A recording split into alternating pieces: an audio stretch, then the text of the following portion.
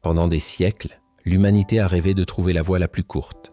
Un passage magique qui éviterait le périlleux voyage de plusieurs mois autour du Cap Horn, tout au sud de l'Amérique. L'idée, couper le continent américain en deux.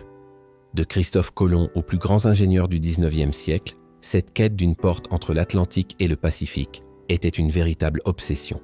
Le défi était titanesque. Percer 80 km de jungle hostile, affronter des montagnes, des maladies mortelles et l'une des pluies les plus torrentielles du monde. Ce projet, c'est le canal de Panama, une prouesse d'ingénierie qui a coûté des dizaines de milliers de vies et englouti des fortunes. Son succès n'a pas seulement raccourci les distances, il a changé pour toujours le commerce mondial, la géopolitique et la façon dont nous percevons les limites du possible. Le premier à oser relever le défi fut un homme déjà célèbre pour avoir réussi l'impossible. Entrepreneur français Ferdinand de Lesseps. Fort de son succès avec le canal de Suez, il se lance dans l'aventure panaméenne en 1881. Sa vision était simple, un canal au niveau de la mer, sans écluse, comme en Égypte. Mais le Panama, ce n'est pas le désert égyptien. Ici, la nature est impitoyable. Le climat tropical et l'humidité accablante ont vite transformé le chantier en enfer sanitaire. À l'époque, on ne connaissait pas encore le rôle des moustiques.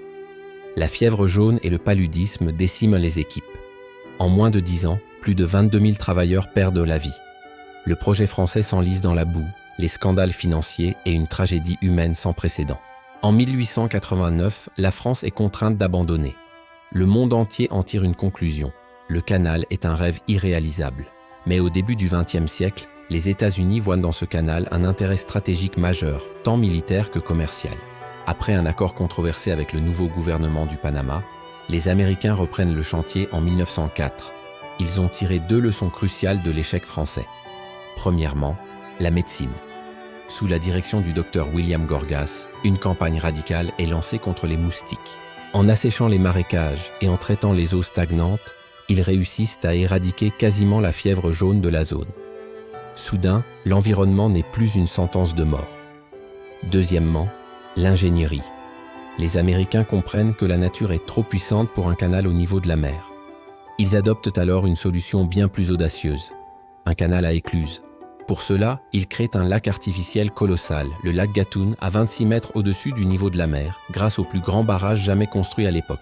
Le plus grand défi restait la Culebra Cut, un passage de 14 km à travers la chaîne de montagnes.